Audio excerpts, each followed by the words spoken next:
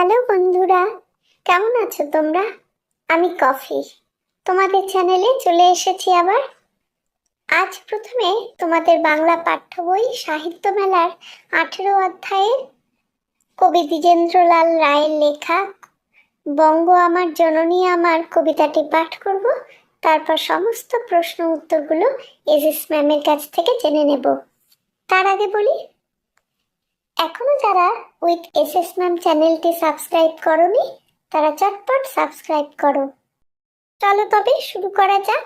বঙ্গ আমার জননী আমার ধাত্রী আমার আমার দেশ, কেন গো মা তোর শুষ্ক নয়ন, কেন গো মা তোর রুক্ষ কেশ, কেন গো মা তোর ধুলায় আসন, কেন গো মা তোর মলিন বেশ, 300 কোটি সন্তান যার ডাকে উচ্চে আমার দেশ। উদিল যেখানে বুদ্ধ আত্মা মুক্ত করিতে মোক্ষদ্বার, আজিও জুড়িয়া অর্ধ জগৎ ভক্তি প্রণত চরণে যার। অশোক যাহার কীর্তি ছাইল গান্ধার হতে জলধি শেষ, তুই কিনা মাগো তাদের জননী, তুই কিনা মাগো তাদের দেশ। খোদা যাহার বিজয় সেনানী হেলায় লঙ্কা করিল জয়, একদা যাহার অর্ণপোত ভ্রমিল ভারত সাগরময়, সন্তান যার তিব্বত চীন জাপানে গঠিল উপনিবেশ, তার কিনা এই ধুলায় আসন, তার কিনা এই ছিন্ন বেশ। উঠিল যেখানে মুরজ মন্ত্রে নিমাই কণ্ঠে মধুর তান, ন্যায়ের বিধান দিল রঘুমণি চণ্ডীদাস যেথা গাহিল গান। যুদ্ধ করিল প্রতাপাদিত্য তুই তো মাসেই ধন্য দেশ, ধন্য আমরা যদি এ শিরায় থাকে তাদের রক্তলেশ। যদিও মাতর দিব্য আলোকে ঘিরে আছে আজ আধার ঘোর, কেটে যাবে মেঘ নবীন গরিমা ভাতিবে আবার ললাটে তোর। আমরা ঘুচাবো মাতর দৈন্য, মানুষ আমরা নহিত মেষ। দেবী আমার সাধনা আমার স্বর্গ আমার আমার দেশ।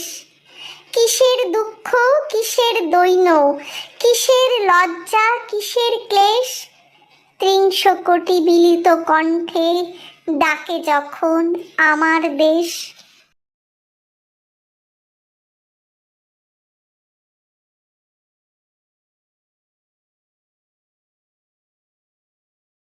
কবি পরিচিতি। দ্বিজেন্দ্রলাল রায়, 1863 সালে জন্ম, 1913 সালে তার মৃত্যু হয়।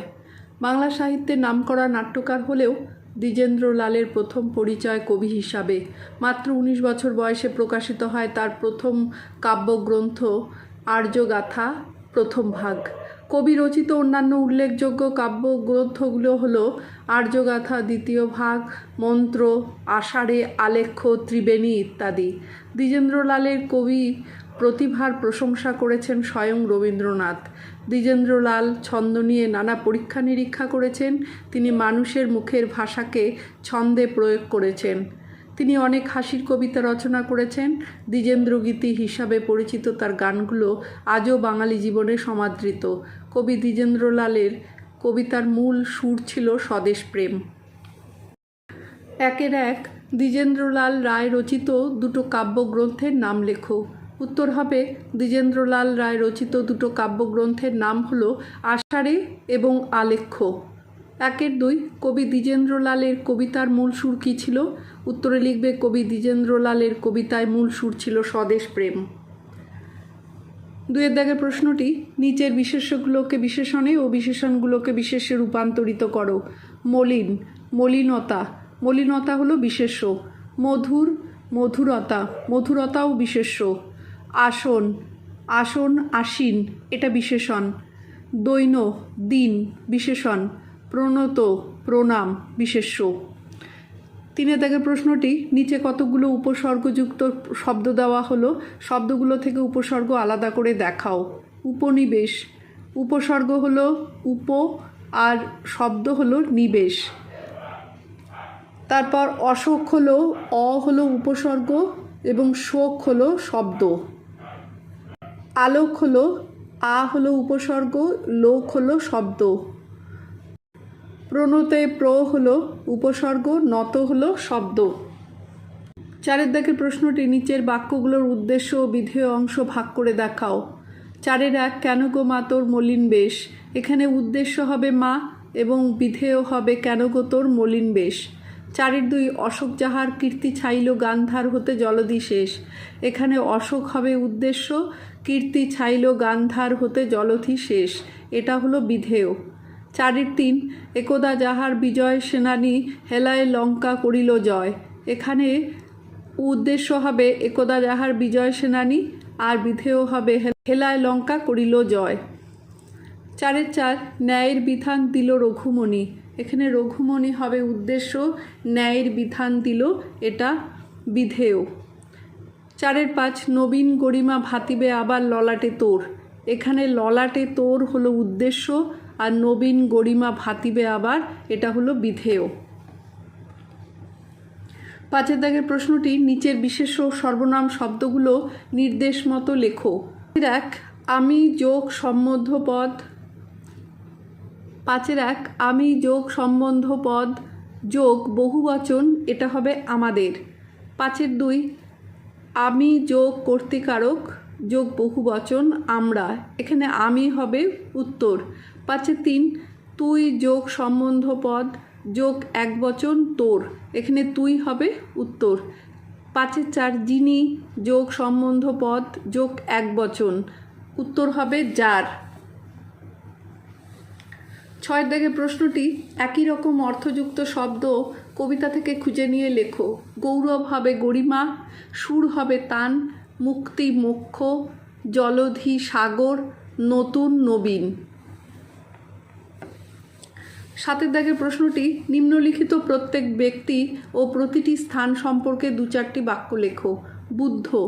বুদ্ধ হলেন বৌদ্ধ ধর্মের 28তম বুদ্ধ ও একজন সম্যক তপস্বী ও জ্ঞানী, যার তত্ত্ব অনুসারে বৌদ্ধ ধর্ম প্রবর্তিত হয়।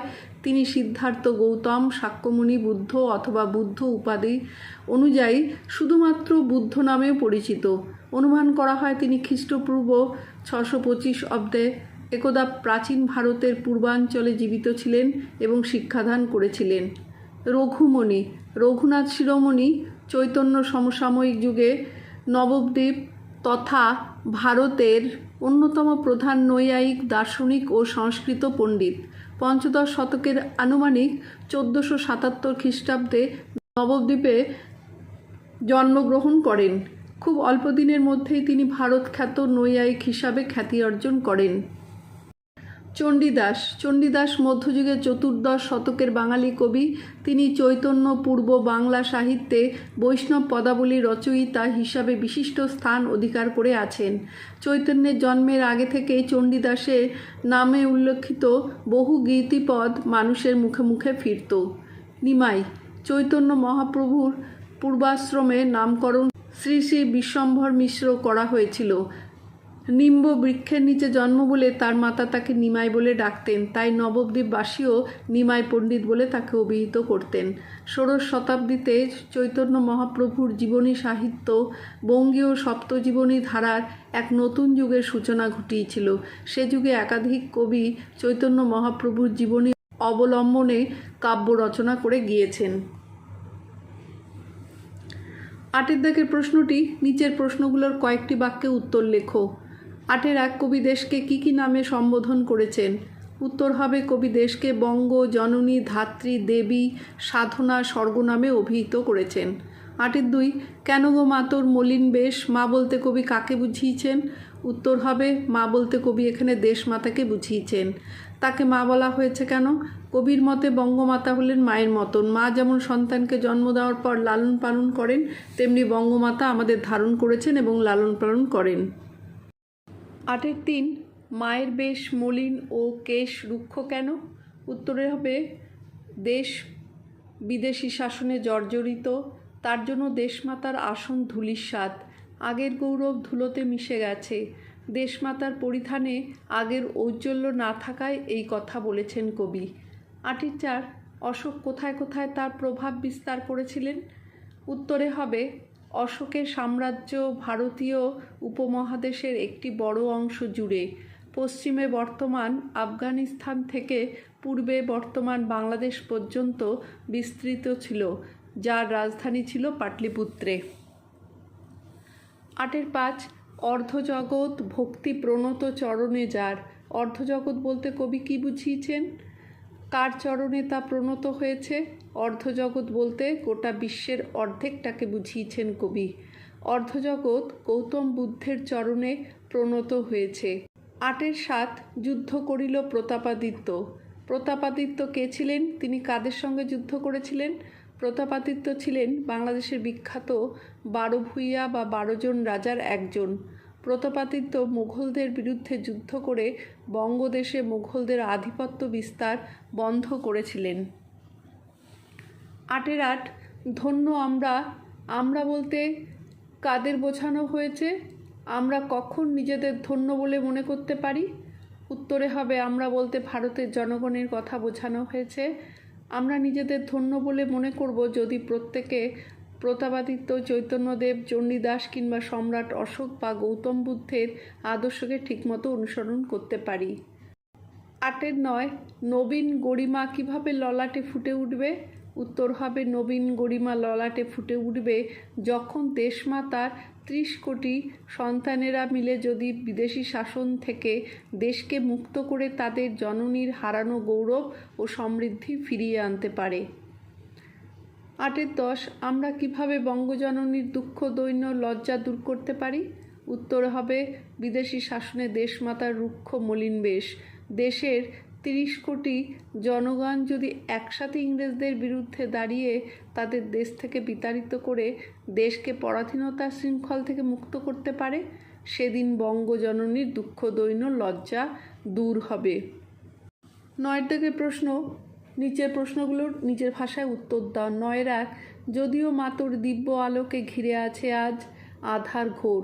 কবির কেন মনে হয়েছে যে বঙ্গজননীকে আধার ঘিরে আছে? উত্তর হবে কবি যখন এই কবিতাটি রচনা করেন তখন ভারতবর্ষ পরাধীনতার অন্ধকারে নিমজ্জিত। পরাধীন অবস্থাকালীন পরিস্থিতিকে কবি আধারের সঙ্গে তুলনা করেছেন। এখানে পরাধীনভাবে আধারের সঙ্গে তুলনা করেছেন।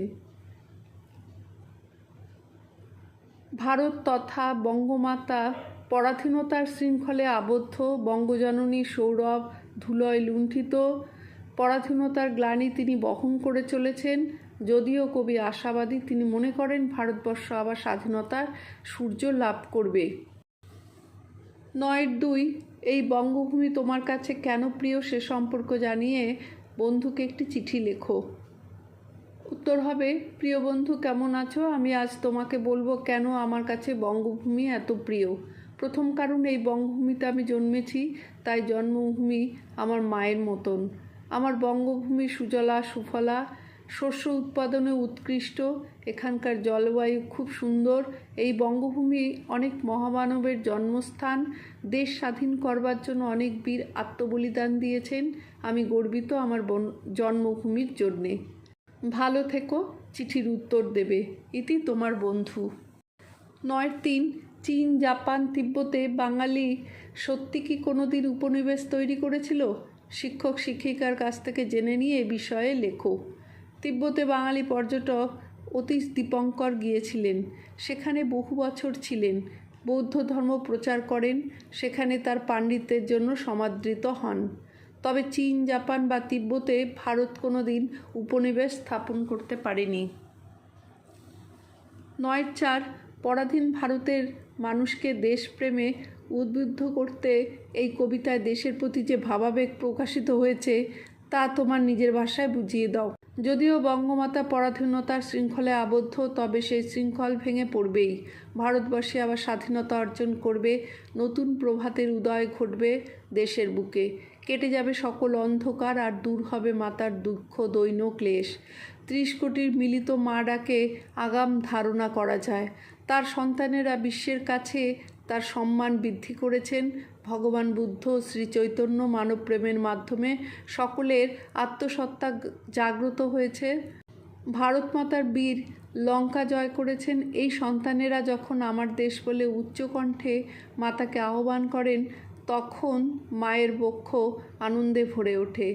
প্রতাপাদিত্য বীর বিক্রমে যুদ্ধক্ষেত্রে প্রাণ দিয়েছেন, চণ্ডীদাস প্রেমের গানে মুগ্ধ করেছেন, রঘুনাথ ন্যায়শাস্ত্র রচনা করেছেন। সেই সন্তানদের গর্বে মা তো গর্বিতা। আমাদের শরীরে জননীর বীর সন্তানদের রক্ত প্রবাহিত হচ্ছে, তাই মায়ের দুঃখ দৈন্য দূর করবেই তার সন্তানেরা। তাই নতুন প্রভাত উদিত হবে এবং মায়ের সকল কষ্ট ও লজ্জা দূর হয়ে যাবে।